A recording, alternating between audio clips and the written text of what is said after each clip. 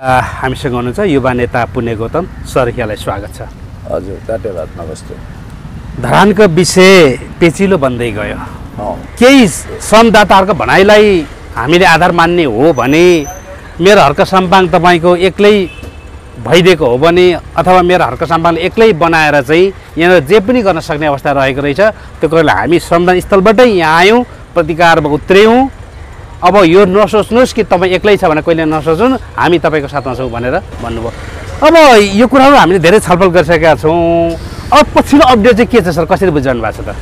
त्यो ठिकै हो। त्यो घटनास्थलमा जुन भिडियो हामीले हेऱ्यौँ, त्यहाँ जो हर्क साम्पाङज्यूलाई मानमर्दन गरिएको छ, हुर्लत गरिएको छ, उहाँमाथि हुल्लत गरिएको छ, झन्डै बाहुबल प्रयोग गरिएको छ र पेलपाल झेलझाल ठ्याउठ्याउ गरिएको छ र उहाँले सामान्य प्रतिकार बाहेक, आफ्ना शाब्दिक अडान बाहेक कुनै बाहुबली चरित्र देखाउनु भएको छैन र उहाँले हदैसम्म संयमता अपनाउनु भएको छ।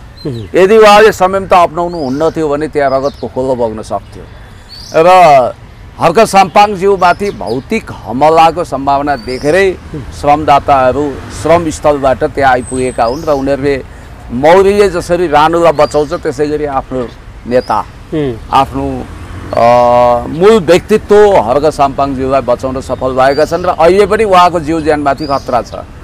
खतरा चौतर्फी छ, बाह्य रूपमा, आन्तरिक रूपमा। आन्तरिक रूपमा भनेको नगरपालिकाभित्र पनि उहाँलाई मनोवैज्ञानिक थ्रेट गर्ने, उहाँमाथि अनेक केसहरू गर्ने, उल्झनमा फसाउने होइन। कतिपयले त हर्क साम्पाङको मनोबल गिराउनको निम्ति हर्क साम्पाङमाथि खुकुरी प्रहार भनेर पनि अफवाह फैलाउन खोजे, हल्ला फैलाए हो। हिजो अब एकदमै सख्त घाइते खुकुरी प्रहार के भने फेक न्युजहरू कुदाए। यो चाहिँ हर्क साम्पाङको मनोबल गिराउनको निम्ति भविष्यमा हामी यसो गर्न सक्छौँ भनेर त्यो ढङ्गले जुन हिंसात्मक साइकोलोजिकल प्रोपोगन्डा गरेका छन्, साइकोलोजिकल वार गरेका छन्, त्यो अत्यन्तै निन्दनीय र गैर मर्यादित छ। तपाईँलाई के भन्छु भने यसै पनि देशी विदेशी प्रतिक्रियावादी दक्षिणपन्थी षड्यन्त्रकारीहरूले एउटा देशभक्त संस्कृति प्रेमी मेयरको हैसियतले, भावी राष्ट्रिय नेताको हैसियतले उहाँको इमर्ज राम्रोसँग नहोस् भनेर उहाँलाई घेरा हालिरहेका छन्, बदनाम गरिरहेका छन्, भौतिक अट्याक गर्ने कोसिस गरिरहेका छन्। नयाँ मदन भण्डारी बन्ने खतरा छ भनेर हामीले उही भनेका हौँ र त्यहाँबाट उहाँलाई जुन रिक्स आएको छ, जुन खालको जोखिम भएको छ, त्यो जोखिमबाट रक्षा गर्न धरानका श्रमदाता मात्रै होइन, सिङ्गो धरानवासी मात्रै होइन, देशवासीहरू, देशमा भएका मात्रै होइन, अन्तर्राष्ट्रिय जगतमा भएका नेपालीहरू पनि चिन्तित छन् र उनीहरू भनिरहेका छन् कि हर्क साम्पाङज्यूलाई सुरक्षा दिन हामी कुनै कसर बाँकी राख्दैनौँ। वास्तवमा त्यहाँ जुन ढङ्गको सिनारियो देखिएको छ, बजेट पास गरेर विकासको काम गर्नुपर्ने बेलामा उहाँमाथि अनेक खालका तिगडमबाजी भएको हामीले देखेका छौँ र सरकारले पनि हर्क साम्पाङज्यूलाई सुरक्षा दिनु पर्यो र धरान उपमहानगरपालिकाका आदरणीय बासिन्दा मतदाताहरूको एउटा दायित्व के हो भने उहाँलाई दिनरात सुरक्षा दिनुपर्ने आवश्यकता देखियो। किनकि जसले जतिखेर जे पनि गर्न सक्छन्, उनीहरूको भरोसा छैन, उनीहरू उत्तेजनामा ल्याउन खोजिरहेका छन्। हर्क साम्पाङलाई कथन कदाचित गरि नै हाल्यो भने होइन, आक्रमण गरिहाल्यो भने बचेर जाने तिनीहरू कहाँ फेरि होइन? उनीहरू पक्कै अन्तरिक्ष गरेर त लुक्दैन होला, मङ्गल ग्रह गरेर लुक्दैन होला होइन, यही पृथ्वीमा रहनुपर्छ होला। आकाश पाताल धुई पाताल खोजेर पनि तपाईँको जनताले पाता फर्काएर छाला चिरेर नुनचुक छर्किन सक्छ नि त फेरि, होइन र? हो, अब त्यहाँ कानुनी हिसाबले उहाँलाई घेराबन्दी गर्ने, उहाँका सानातिना कमजोरीहरूलाई, नभएका कमजोरीहरूलाई पनि हाइलाइट गरेर उहाँमाथि केस गर्ने, उजुरबाजुर गर्ने, उहाँको मनोबल गिराउने, उहाँको बदनाम गर्ने, उहाँलाई ह्यारेस गर्ने त छँदैछ। साथमा उहाँमाथि कानुनी हिसाबले नचाहिँदा लान्छनाहरू लगाउने, अख्तियार धाउने, सतर्कता केन्द्र जाने, यो आदि हरकत त गरि नै हाल्छन् यिनीहरू। साथमा यिनीहरूले वास्तवमा गैर जिम्मेवार समूह खडा गरेर दिनरात बाटो चौबाटो ढोकेर केही गर्न सक्ने सम्भावना हुनसक्छ र रहनसक्छ भनेर सजग हुनु राम्रो। तर तपाईँले भने जस्तो हर्क साम्पाङज्यू भनेको जनताको बिचमा पानी र माछाको सम्बन्ध बनाएर बस्नुभएको छ। धरानेहरूको गोलोमा उहाँ रानु बन्नुभएको छ। धरानेहरू माउरी हुन् भने उहाँ रानु। त्यसकारण आफ्नो रानुलाई केही भयो भने धरानेहरू घारे जस्तो, अरिङ्गालको गोला जस्तो खनिन्छन्, त्यो स्वाभाविक छ र त्यो जोखिम सायद कसैले उठाउन सक्दैन। अब हामीले सामुन्नेमा देखेका छौँ वाइसिएलका ताण्डवहरू, अब उहाँलाई जुनसुकै समय हामी जे पनि गर्न सक्छौँ भन्ने थ्रेट गर्न खोजिरहेका छन्। तर एउटा मेयर साहबमाथि यति धेरै अट्याक किन? होइन, वाइसिएल हो या तपाईँको युवा सङ्घ हो या त के सङ्घ होस्, तपाईँको हिजोको दिनमा त्यस्तो गर्नुहुन्थ्यो होइन?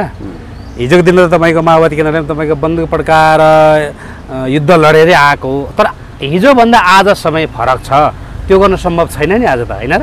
अब आज सम्भव छैन, जनता सचेत छन्, सचेत छन्, सम्भव छैन, हामी ढुक्क हुन्छौँ, तर मूर्खको औषधि छैन भने ठिक छ, prevention is better than care, सावधानी अपनाउनु पर्छ।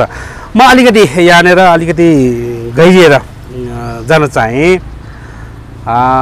कतिपयले यी हर्क साम्बाङको महाबानीहरू भनेर भन्ने गर्नुहुन्छ, त्यो यहाँ केही छन्, त्यसलाई म यहाँ पनि लिन चाहेँ र यसलाई तपाईँले कसरी चाहिँ परिभाषित गर्नुहुन्छ। पहिलो उहाँको महान बानी छ, हाम्रो दुश्मन एमाले, काङ्ग्रेस, माओवादी, रासपा होइन, हामी प्रतिस्पर्धा गर्छौँ त चाइना र भारतसँग, त्यो पनि विकासमा। चाइनाले 18 घन्टा काम गर्छ भने हामी 19 घन्टा काम गर्नुपर्छ, ताल परे 24 घन्टा काम गर्नुपर्छ। किनभने उहाँले भन्नुहुन्छ नि त, उहाँ तपाईँको माओवादी भने पनि, एमाले भने पनि, काङ्ग्रेस भने पनि, रासपा भने पनि आखिर हाम्रै नेपाली दाजुभाइ हो होइन? दाजुभाइसँग के रिस गर्नु, के शत्रुता साध्नु, के प्रतिस्पर्धा गर्नु होइन? एमाले काङ्ग्रेस पनि हाम्रै, एमाले बनाए पनि हाम्रै देश बन्ने हो, काङ्ग्रेसले बनाए पनि हाम्रै देश बन्ने हो, रासपाले राम्रो काम गर्छ भने पनि हाम्रै फाइदा हुने हो, हामीलाई नै राम्रो हुने हो, हामीलाई नै हित हुने हो। हामी प्रतिस्पर्धा गर्नु छ भने गरौँ न चाइना र इन्डियासँग, त्यो पनि अरूसँग होइन, लडाइँ झगडा गर्नु होइन, विकासमा भन्नुभएको छ। कसरी भन्नुहुन्छ यसलाई चाहिँ? अब यसलाई यसरी हेरौँ न, जस्तो अहिले उहाँले जे उद्गार दिनुभयो त्यसलाई एउटा फराकिलो छातीको अभिव्यक्ति भन्न सकियो, एउटा दार्शनिक क्षेत्रीय ओतप्रोत विकासको मूल मन्त्र भन्न सकियो। साँच्चै हो, दल बीच झगडा गरेर गाड कोराकर भोडी फराफर गरेर के फाइदा? भोलि अर्को साम्पाङज्यूले कुनै पार्टी बनाउनु होला, आज रासपा नयाँ दलको रूपमा आयो भने पनि 3-4 वर्ष व्यतीत गरिसकेका छ। अब रवि लामिछानेको हकमा हामी सङ्घर्षमा जान्छौँ भन्न खोजिसक्यो। पहिला सङ्घर्ष भन्ने फिट्टो गर्दैनौँ भन्ने रासपा अब संसदबाट बाहिर निस्किएर पनि सडकमा पनि सङ्घर्ष गर्ने सङ्केत दिँदैछ। अब यता काङ्ग्रेस, एमाले, माओवादी बनेर एकअर्कामा हामीले गाड कोराको, भुँडी फोराफोर, बालको खाल उतार्ने यो घातक प्रतिस्पर्धा गर्नुको फाइदा कसलाई छ? देशका बैरीहरूलाई छ। देशको विकास हुँदैन, विनाश हुन्छ, समृद्धि हुँदैन, विकास हुँदैन। त्यसकारण हाम्रो कम्पिटिसन त 18-19 घन्टा श्रम गर्ने चाइनासँग हुनु पर्यो, रसियासँग हुनु पर्यो, अमेरिकासँग हुनु पर्यो, हामी युरोपेली मापदण्डमा पुग्नु पर्यो, ग्लोबल रेसियोमा हाम्रो स्ट्याटस र इमेज माथि बनाउनु पर्यो, हाम्रो पर क्यापिटा इन्कम हाई हुनु पर्यो, हाम्रो सबै हुनु पर्यो। अब यहाँ म देख्दैछु युवाहरूको श्रम खेर गएको। अब कति सीसी 200-300 सीसी पल्सरमा दौडिए होइन, बुलेट बाइकमा दौडियो, अनि त्यसपछि त्यो पुट्ठा हल्लाउँदै काभ्रेली सम्धि भन्दै हिँड्यो, त्यसको के फाइदा छ? गएर श्रम शिविरमा काम गर्नु राम्रो हो नि। काभ्रेली सम्धि भनेको छ, के गरेको छ, सोसियल मिडियामा भाड भइयो छ, के हो त्यो काभ्रेली सम्धि भने म बुझ्दिनँ होइन। नुवाकोटे सम्धि भनेको छ, काभ्रेली सम्धि भनेको छ, टिकटक, फेसबुक, युट्युब हेरि नसक्नु छ। अब अर्कोतिर यतिले विकास गर्छ भनेको छ, देशमा यत्रा उम्दा नेता हुँदाहुँदै यतिले विकास गर्छ। कति हाइपोथेटिकल एआईमा गएको छौँ क्या हामी, यतिको इन्टरभ्यू रे, यतिले विकास गर्ने रे, यतिले चुनाव लड्ने रे, के यस्तो इमेजिनेसन रमाइलोमा हामी भुल्यौँ। उता इरान इराकको के अरे इरान इजरायलको युद्ध आफ्नो ठाउँमा छँदैछ। अमेरिकाले त्यहाँ आणविक भट्टीमा आक्रमण गरेको आदि इत्यादि भने पनि त्यो विश्वसनीय समाचार छैन। तर तपाईँलाई म भन्छु, बेन्जामिन नेतान्याहु, आयतोल्लाह अली खुमैनीको बेग्लै कुरा होला, तर नेपालको सन्दर्भमा त नेपाली भएर सोच्नु पर्यो। या यतिको भिडियो कुदाएर के फाइदा? हर्क साम्पाङज्यूको, भालेन शाहज्यूको, अब जस्तो यहाँनिर फ्लाइओभर उद्घाटन भयो हिजो ग्वारकोमा, दैलेखमा 50 वर्षमा पुग्ने ग्यासको एउटा भण्डारण हुने अवस्था आयो भन्नाले हामी समृद्धि र विकासतिर कसरी अगाडि बढ्ने भन्ने कुरामा चिन्ता गर्नुपर्छ। सामान्य प्रधानमन्त्रीले एउटा प्रतिबद्धता जाहेर गर्नुभएको थियो कि पानी खुवाउनुपर्छ, पानीको स्रोत धरानलाई चाहियो भनेर। अब हर्क साम्पाङज्यू पानी खुवाउन लागिरहनु भएको छ, विकास निर्माण गर्न लागिरहनु भएको छ। उहाँलाई चिन्ता र सरकार छ विकासको, काम कुरा एकातिर, कुम्लोबोकी ठिमीतिर यसरी हुँदैन। ठिक छ, अझै थुप्रै छ, बिस्तारै क्रमशः यसलाई परिभाषित गर्दै लैजानु होला। उहाँको दोस्रो महान बानी यस्तो छ, पश्चिममा सीमा मिचिन्छ भने पूर्वबाट ढुङ्गा लगेर सिमानामा पर्खाल लगाउनुपर्छ, होइन? तपाईँको यहाँ हातेमालु गर्नु पर्यो एकअर्कामा, होइन? पूर्वमा चोट लाग्दाखेरि पश्चिममा दुख्नु पर्यो, दक्षिणमा तपाईँको घाउ लाग्दाखेरि उत्तरलाई पनि दुख्नु पर्यो, होइन? यदि पश्चिममा सिमाना मिचिन्छ भने पूर्वबाट ढुङ्गा पास गर्दै गर्दै गर्दै 3 करोड नेपालीले चाहिँ ढुङ्गा पास गर्दै गर्दै लगेर सिमाना पर्खाल लगाउनु पर्यो भन्नुभएको छ। यद्यपि कतिले यसलाई भावुक सम्बोधन भन्नुभयो, के भन्नुभयो, तर यथार्थ कुरो त्यही हो कि चाहे पूर्वको जमिन मिचियोस्, चाहे पश्चिमको मिचियोस्, चाहे उत्तरको मिचियोस्, चाहे दक्षिणको, चाहे ईशान नैऋत्य वायव्य जुनसुकै कोणमा मिचिए पनि त्यो नेपाली जमिन हो। 1 इन्च जमिन पनि हामी गुमाउन चाहँदैनौँ। हामीले हाम्रो सीमा सुरक्षा गर्नु पर्यो, हामीले हाम्रो देशलाई ठिकठाक गर्नु पर्यो, हाम्रो पर क्यापिटा इन्कम बढाउनु पर्यो भन्ने कन्सर्न हो हाम्रो। अरूभन्दा पनि हाम्रो देश कसरी विकसित बनाउने, सुरक्षित बनाउने। पहिला त हर्क साम्पाङज्यू जस्ता स्वप्नदर्शी मान्छे यदि शासन सत्तामा आउनु हो भने वास्तवमा पर्खाल लगाएर काँडेतार लगाएर भने पनि देशलाई सुरक्षित गर्नुपर्छ भन्ने मान्यता उहाँले आत्मसात गर्नु होला। हेर्नु त उहाँलाई कति चिन्ता छ, देशको सरकार छ, होइन? पश्चिममा सीमा मिचिएको कुरामा पनि चिन्ता छ, जसरी ओलाङचुङ्गलाको भूभाग पनि सुरक्षित होस्, यता पशुपतिनगरको पनि सुरक्षित होस्, सुस्ताको सुरक्षित होस्, महाकालीको सुरक्षित होस् भन्ने उहाँको जो कामना छ त्यसलाई सेल्युट गर्नुपर्छ। र देशको सिमाना रक्षा गर्नको लागि हामी वीरहरू एक ठाउँमा उभिनुपर्छ, उहाँको भनाइ ठिक छ।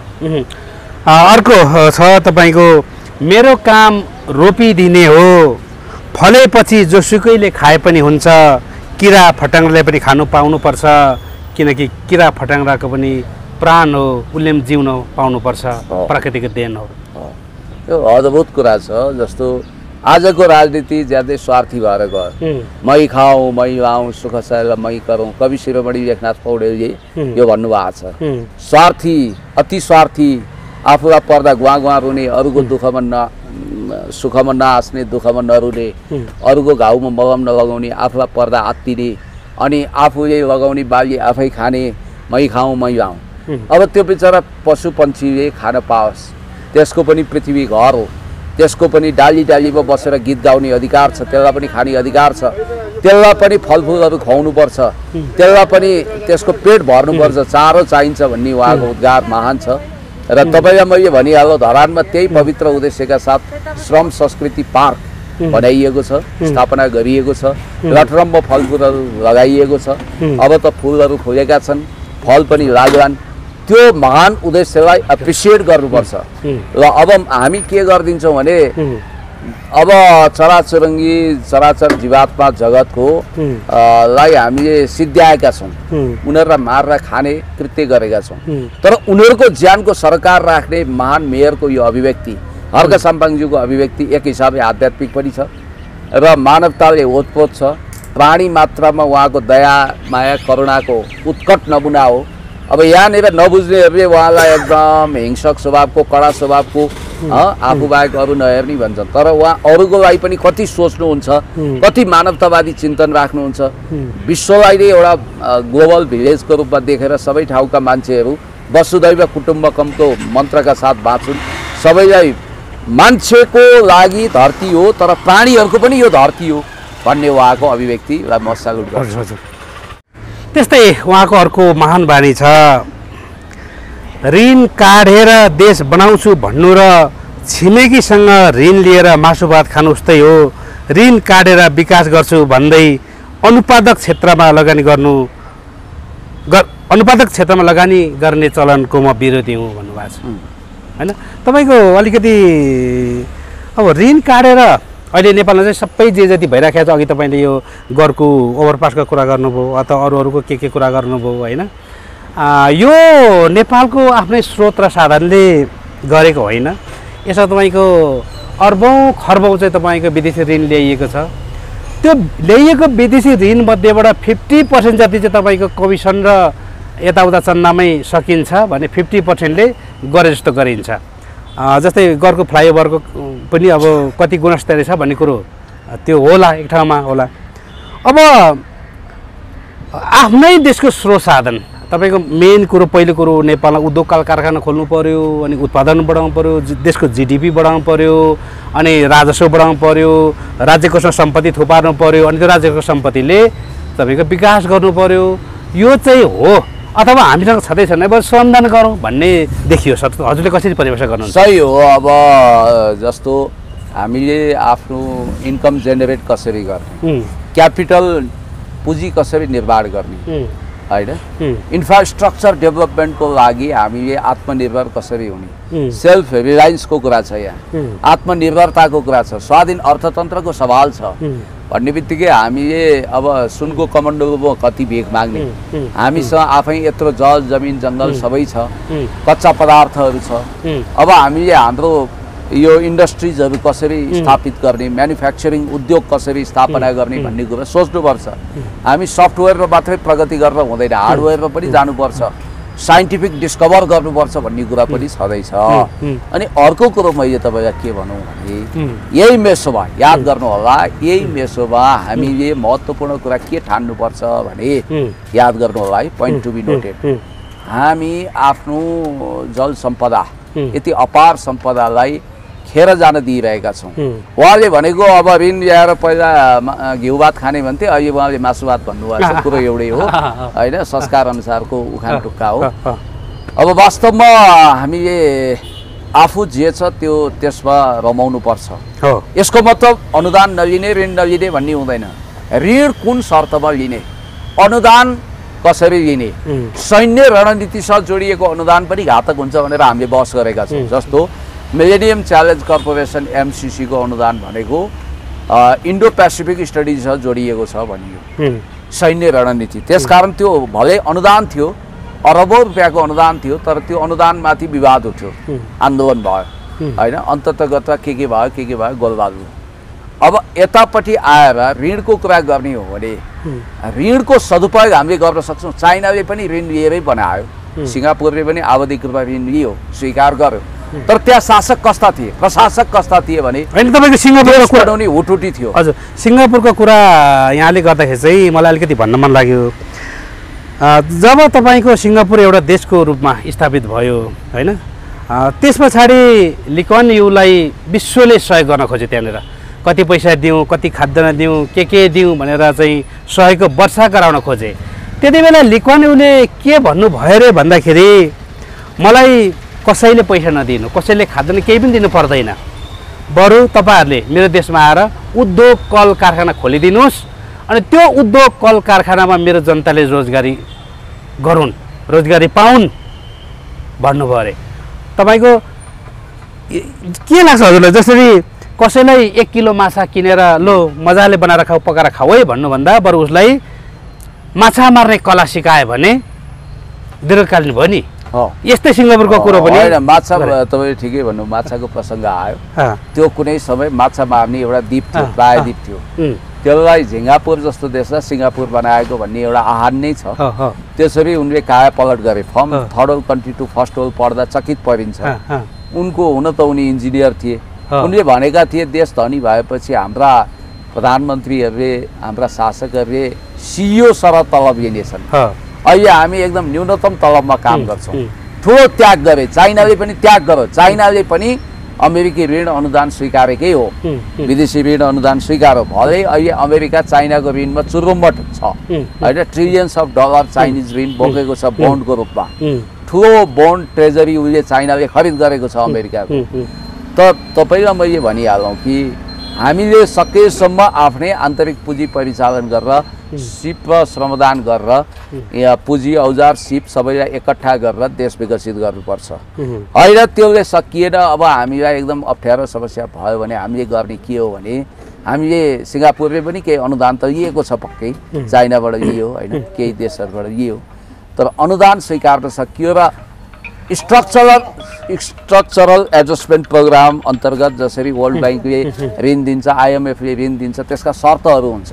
त्यो शर्तमा जकेडिँदा हाम्रो राष्ट्रिय स्वाधीनता नै गुम्छ। मल्टिनेसनल कम्पनीको मुठीको माखो हुनुपर्छ। त्यस्ता एक हिसाबले असह्य खालका र अनमेल असमान खालका राष्ट्रघाती खालका अनुदानहरू ऋणहरू स्वीकार गर्नु हुँदैन भन्ने हाम्रो मत हो।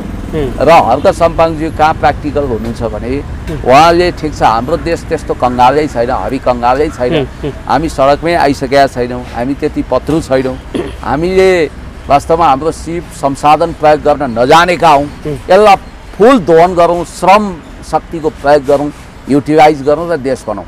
यो ठेकदारी प्रथा, कमिसन प्रथा, विदेशीको मुख ताक्ने, तपाईँले भने जस्तो विदेशी अनुदान र ऋणमा छेलो गर्ने, त्यहाँ कमिसन खाने, देशलाई घाटा लगाउने काम बन्द गरौँ भनेर जो भन्नुभएको छ, स्वदेशी पुँजी, स्वदेशी उत्पादन, स्वदेशी श्रम, स्वदेशी सिप कौशललाई प्रयोग गरौँ र आवश्यक पर्दा हामी यति कट्टरपन्थी छैनौँ कि हामीले 1 रुपियाँ अनुदान लिनु हुँदैन, ऋण लिनु हुँदैन भनेका छैनौँ, तर उनीहरूको शर्तमा होइन, हाम्रो शर्तमा र उनीहरूको इसारामा हामी ननाच्ने गरी हामीले अगाडि बढ्नुपर्छ भन्ने उहाँको तर्क ठिक छ। हामीसँग थुप्रै यो फाल्टो खर्चहरू पनि धेरै छन् अहिले, यसको लागि चाहिँ खर्च कटौती गर्नु पर्यो भनेर म पनि भन्छु र केही अरूले भनेको सुनेको छु मैले। जस्तै हामीसँग अहिले यस्ता थुप्रै छन् कर्मचारीहरू, जस्तै हुलाककै कुरा गरौँ एउटा होइन, हुलाकमा पनि तपाईँको अहिले कर्मचारी आवश्यकता छैन जस्तो पनि देखिन्छ होइन। अब हुलाकको अहिले आवश्यकता छ कि छैन भन्ने त्यो भए पनि तपाईँको थोरै सीमित कर्मचारी राखिन्छ। अर्को कुरो तपाईँको सेना तपाईँको अब हामीसँग 1 लाखको हाराहारीमा होला, त्यो 1 लाख सेना हामीलाई आवश्यकता हो कि होइन? हामीले भारतसँग लडाइँ गर्नु छ कि चाइनासँग लडाइँ गर्नु छ कि चाहिँ तपाईँको अमेरिकासँग लडाइँ गर्नु छ होइन? त्यो 1 लाख सेनालाई कटाएर बरु किनकि त्यो सेनाको सङ्ख्या अलिक थोरै घटाएर त्यताबाट खर्च बचाउन सकिन्छ।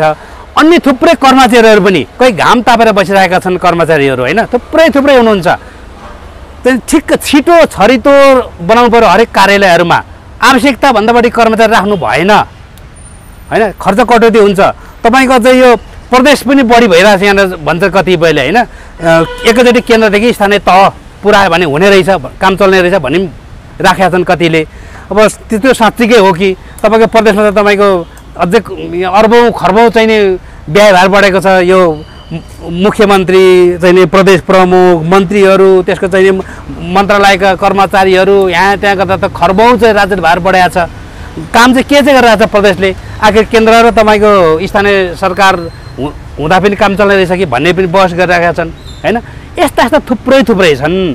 यसलाई चाहिँ तपाईँको सरल, छिटो, छरितो, चिटिक्कको टिम बनाएर काम गर्दाखेरि तपाईँको राज्यलाई ठुलो चाहिँ नि आर्थिक नुकसानबाट चाहिँ फाइदा हुन्छ भन्छन् नि। राज्यमा विकास खर्चभन्दा साधारण खर्च वात्तै बढ्यो। हामीले आय व्ययको विवरण हेर्दा काली लाग्दो स्थिति छ।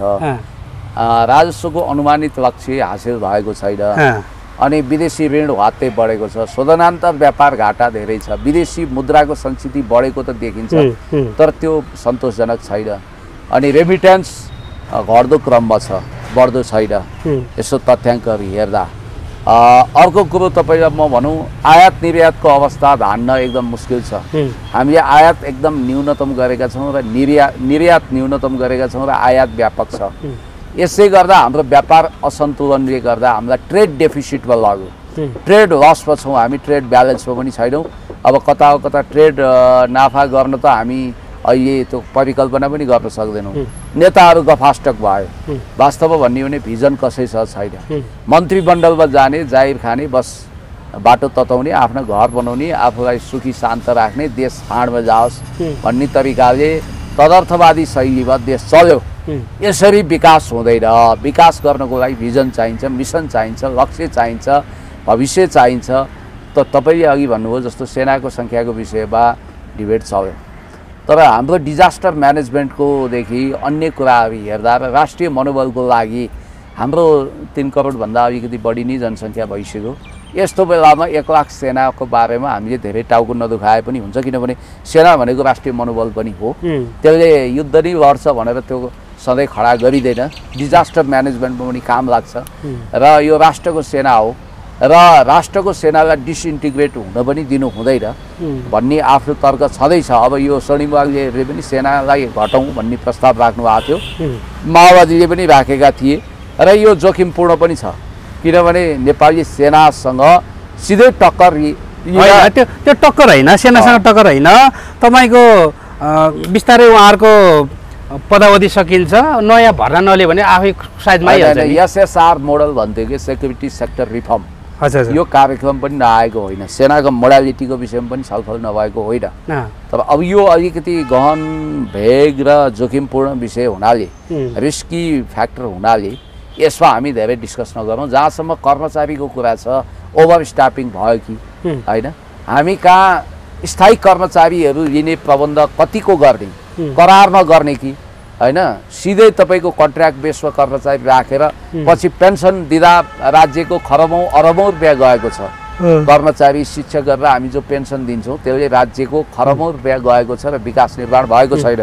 जहाँसम्म प्रदेशको कुरा छ, प्रदेश नेपाललाई कति आवश्यक थियो र छ, यो सेतो हात्ती त भएन। जस्तो प्रदेशलाई इकोनोमिकली भाइबल बनाउने, प्रदेशलाई आदर्श बनाउने, प्रदेशमा राजस्व चुहावट रोक्ने र प्रदेशका काम कारबाहीलाई पारदर्शी बनाउने हो भने त्यसको छुट्टै डिबेट होला, किनभने यसले सङ्घीयताको मर्म र मूल्यलाई उद्बोधन गर्छ भन्ने छ।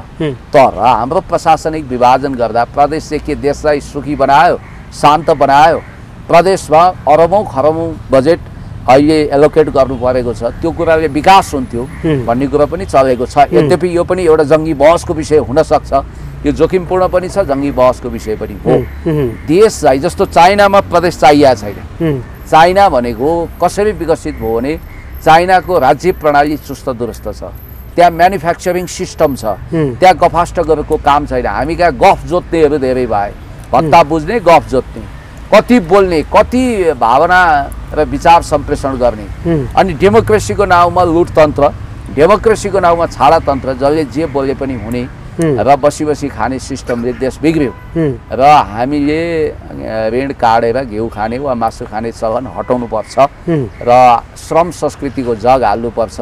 धरानबाट सुरु भएको श्रम संस्कृति देशैभरि फैलाउनु जरुरी छ र कमिसन तन्त्रको जाललाई च्यात्नुपर्छ, माफियागिरी अन्त्य गर्नुपर्छ, सिन्डिकेट राज समाप्त गर्नुपर्छ, देशमा नेपालीलाई अपनत्व फेल गराउनुपर्छ। र यो देशमा अहिले कस्तो भयो भने होनहार नेपाली मूलका दाजुभाइ दिदीबहिनीहरू विदेशी नि कमसल खालका मान्छे कर्मचारी प्रशासनमा गए, A1 A ग्रेडका मान्छे कर्मचारी प्रशासन राज्य प्रशासनमा छैन। भोलि हुने प्रहरी अफिसर वा सेनाको अफिसर भनेको विदेश जान छुटपुट भएको मान्छे हुन्छ, या भोलि लोकसेवामा नाम निकाल्ने भनेको विदेश जान नचाहने केही जिद्दी वा विदेश जान असफल मान्छे त्यसको एउटा भागीदार हुन्छ भने जस्तै हजारौं लाखौंको संख्यामा युवाहरू विदेश गए, डाक्टर इन्जिनियर सबैको पलायन तपाईँ देखिरहनु भएको छ हैन। युवाहरूले आफ्नो भविष्य देशमा देखेनन्, ठुल्ठुला कारखाना यहाँ छैन, म्यानुफ्याक्चरिङ छैन, इन्डस्ट्री छैन, हाम्रो पर क्यापिटा इन्कम बढेको छैन, जीडीपी बढेको छैन, हाम्रो हामीले होला हामीले इन्डिकेटर्सहरुमा त आफूलाई धनी देखायौं होला हैन, 7.2% जीडीपी सम्म बढेको हाम्रो आँकडा होला, तथ्याङ्क होला। तर रियालिटी के छ त भन्दा हामी जति सक्दो धनी हुनु पर्थ्यो, जति सक्थ्यौं त्यति धनी हुनु पर्थ्यो, हामी त्यति सकेनौं, हामी दुखी छौं, हामी स्तब्ध छौं। हामी कहाँ औद्योगिक अर्थतन्त्र फैलिएन, हामी कहाँ क्रोनिक क्यापिटलिजम फैलियो, हामी कहाँ कुद खाने अर्थतन्त्र फैलियो, हाम्रो शिक्षा र स्वास्थ्य साह्रै महँगो छ, घाँसपास कपास शिक्षा स्वास्थ्य सुरक्षाको प्रबन्ध गर्न सकेका छैनौँ। त्यसकारण यी कुराहरूबाट पाठ सिकेर हामी अगाडि बढ्नुपर्छ। पक्कै पनि तपाईको यो तलब भत्ता लगायतकोमा चाहिँ 11 खर्बभन्दा बढी र बाँकी रहेको तपाईँको 3-4 खर्ब चाहिँ तपाईँको विकासमा भनेर पनि कता कता साथीहरूले ट्रोल बनाएको देखिरहेको थिएँ। खैर केही छैन। अब उहाँले दोस्रो एउटा भन्नुभएको छ, ऐना हेर्दा जो देखिन्छ त्यही व्यक्ति हो देश बनाउने, अरू कसैले देश बनाइदिँदैन। देश तपाईँको प्रचण्डले बनाइदिँदैन, देश केपी ओलीले बनाइदिँदैन, देश शेरबहादुर देउवाले बनाइदिँदैन, देश हर्क साम्पाङ म आफैले पनि बनाउँदिनँ। विश्वास नगर्नुहोस्, मैले देश बनाउँदिनँ, देश बनाउने तपाईँ हो हैन। जबसम्म तपाईँले काम गर्नुहुन्न, इमान्दारिता देखाउनुहुन्न, तबसम्म देश बन्दैन भन्नुभएको छ। इतिहासका निर्माता महान जनता हुन्, नो डाउट। व्यक्ति व्यक्ति मिलेर देश बन्छ। जनताहरूको समुच्च जोड पनि देश हो। भूगोल मात्रै होइन, माटो मात्रै होइन, ढुङ्गा मात्रै होइन, पिपुलको सार्वभौम सत्ता पनि देश हो।